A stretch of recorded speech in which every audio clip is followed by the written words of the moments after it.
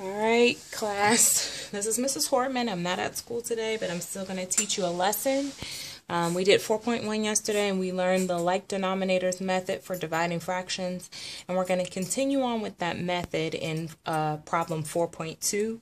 The difference between 4.1 and 4.2 is that in 4.2, we're going to be dividing actual fractions, not whole numbers. And that's what we did in problem 4.1 today.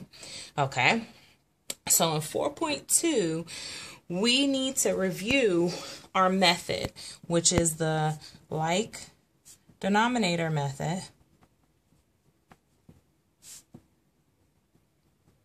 Okay, let's go back to our cheese so we can put it on our pizza.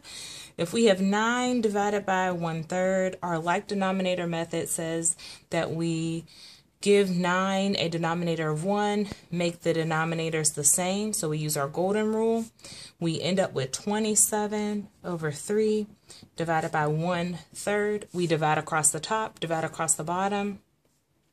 We end up with 27 over 1, which in fact is 27. Then there were problems in the problem 4.1 examples, like if you had 12 divided by 7/6, we have to do the same thing. Give 12 a denominator of 1, make the denominators the same by multiplying by 6, applying our golden rule.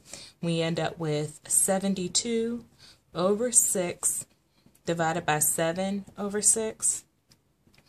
We end up with 72 divided by 7 all over 1, but that 1 goes away, so we end up with just 72 over 7. Okay, so that's just revisiting what we were doing in class on Thursday. Okay, so today, Friday, what you're going to be working on is some fundraising. Okay, you're going to be selling popcorn and peanuts.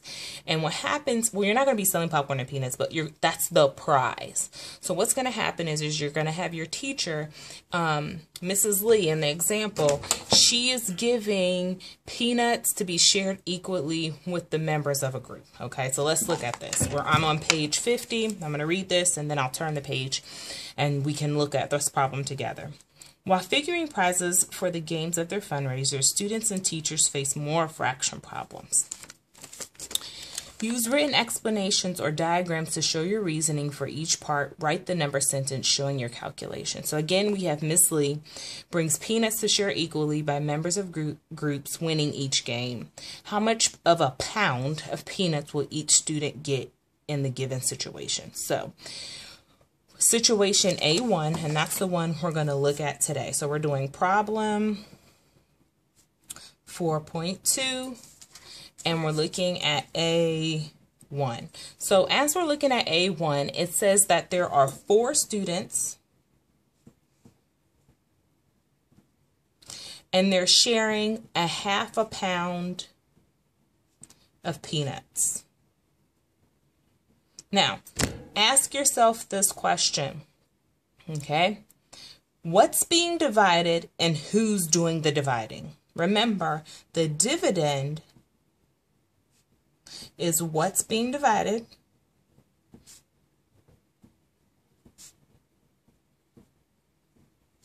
The divisor is what's doing the dividing.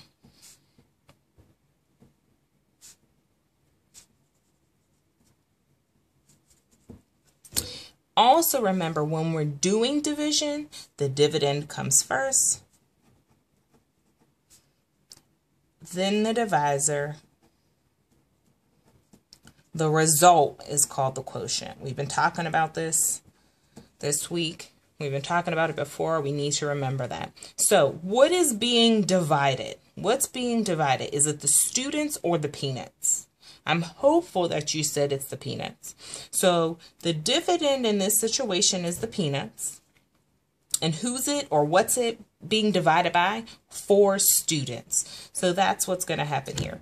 Now, if you notice, this looks a lot different than what we were doing yesterday. We were dividing a whole number. But like I said before, now we're dividing just a fraction. And we can do that. It's possible. Think about when you're dividing money. If you have, 75 cents and you have to split that into 3 you're dividing something that's less than 1. We do that. It's possible. With this, we are doing the same method that we did up here. We're going to give 4 a denominator of 1. We're going to make them like denominators by using our golden rule. We end up with 1/2 divided by 8 over 2. We end up with 1 divided by 8 all over 1, right? 1 divided by 8 all over 2 divided by 2, which is 1. So our result is 1/8. Okay, does that make sense? I hope it makes sense. We are not doing, do not think this, 4 divided by 1/2. Does that make sense?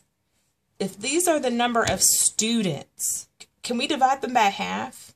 No, we can't. We're not dividing the students. We are in fact dividing the peanuts. So this is not correct. Do not assume that the bigger number comes first. That's not correct, okay?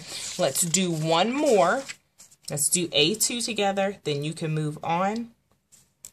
A2, we have 3 students, and they are sharing 1/4 a pound of peanuts. Same thing here. What's being divided? That's our dividend. Is it the students or the peanuts? Hopefully, again, you said we're dividing the peanuts. So the peanuts comes first. We are dividing that by 3 students. We give our 3 a denominator of 1. We multiply by 4 so they get common denominators. We end up with 1/4 divided by 12 over 4. Okay.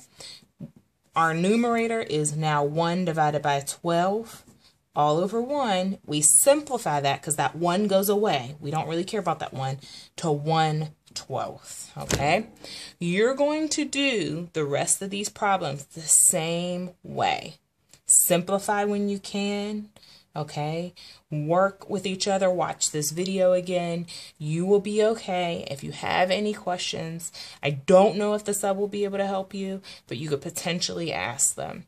Okay, if all else fails, send me a message on Haiku or send me an email. All right, you're going to finish problem 4.2. You're going to do A, B, C, D, and E, and then you're going to start your homework, which is already on Haiku. All right.